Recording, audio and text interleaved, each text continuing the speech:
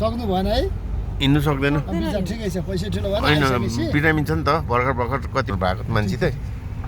अन्त मैले त्यसलाई यहाँ नआउँछु भनेर मलाई बहुत दिन पहिलादेखि भन्थ्यो त जस मनोकामना त पुरा भयो होइन र पैसा भनेर केही भएन जान पाउनु पानी छम्क्यो उसले सकेन नि त त्यति भए पनि काफी छ प्रेजेन्ट भयो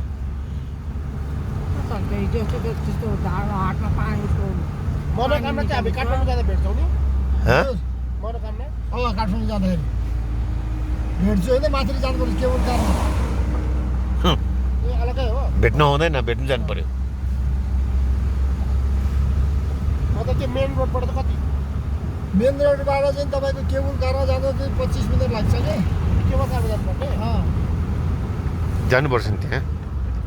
गाडी पनि जान्छ तपाईँहरूको सानो गाडी जान्छ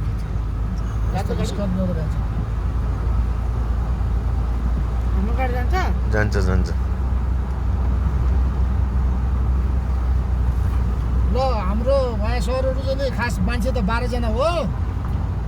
9-10 जनालाई हुने खाना बनाउनु चट्ट खाना बनाउनु दाल हुन्छ चिकन चाहिँ अलि चाहिँ नि सुक्खा किसिमको बनाउनु अरे रोस्ट टाइपको फ्राई किन भन्दाखेरि दाल खान्छ त्यसले गर्दा चाहिँ झोल मासु सागहरू सागपात केही घर पनि मान्छेहरू त खोलामा बनाएको पानीहरू आउँदा बाढीहरू आउँदैन है त बाढीहरू आउँदैन आउँछ होला त यो बल्लो अन्त बलको त कस्तो मान्छे खोताल्दै लान्छ नि टोड्कामा माथि त झन् अहिले पनि रहेछ कि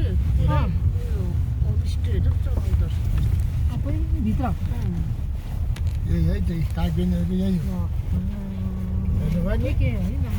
फोटो राखिँदा सुने यस्तो खोलाको बिचमा घर खिच न यहाँ के फोटो खिच्छ भएको नि यहाँ चाहिँ भिडियो गर्दै हिँड्नु भयो फोटो खिच्ने भाइ यही हो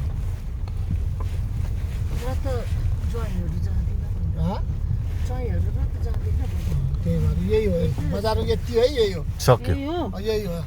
धुलो कोसेली घर यो पण्डित सण्डित बस्छ अनि यो चाहिँ फलेक सलेको यो फलेक जम्मै ओछ्याउन राखेको फलेक हो यो हेऱ्यो यो ढुङ्गाको तिर भइहाल्छ नि यो यहाँ गएर काट्ने श्राद्ध गर्ने यहीँ देख्नुभयो नि हेरी यही हो श्राद्ध गर्ने यहाँ कागबेनी श्राद्ध स्थल कागबेनी धाम यही हो झरेर के फोटो खिच्नुहुन्छ मलाई ल खिच गएर ल झर्नुहुन्छ भनेको रहेछ है तपाईँले अघि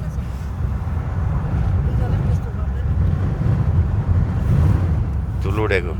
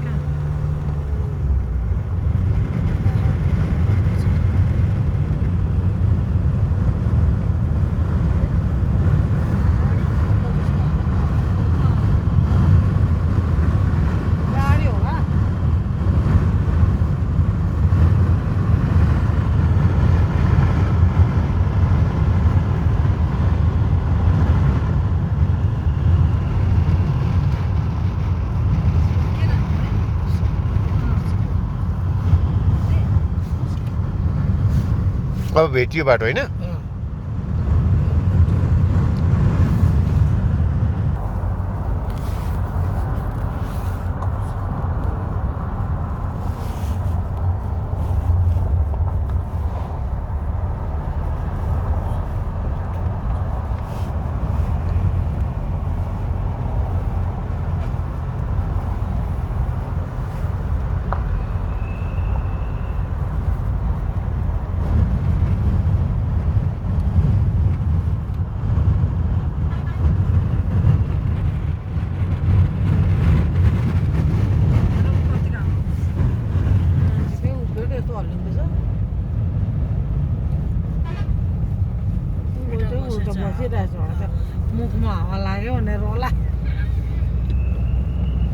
ए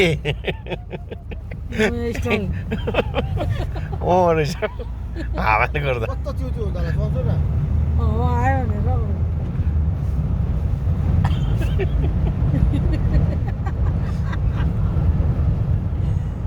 अनुहार बिगारेर भित्र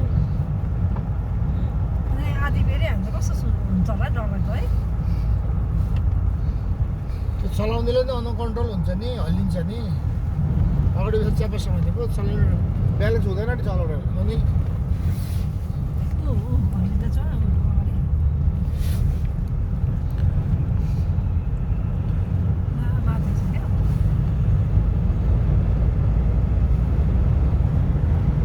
हाम्रो मेरको बाहिर निकाल्दा उठ्छ होला है उड्छ नि कस्तो ठाउँलाई दिउँसोको हावा चलेर अन्त नहेर कस्तो लाग्यो बिहान जाडो पनि दिउँसो चाहिँ हावा चल्ने है त्यही त यो हावा त्यो अरू बेला कता लुकेर बस्यो होला यो हावाको आवाज हो यो बिहान त टाउको दुख्ने यसो गरेको हावा त हो त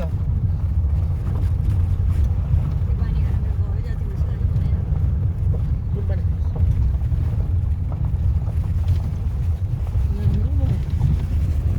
त्यहाँ गएपछि 9 मिटर एकपल्ट आँट चाहिँ आउँदो रहेछ गर्छु म भनेपछि है मान्छेले सक्दैन भन्छ कि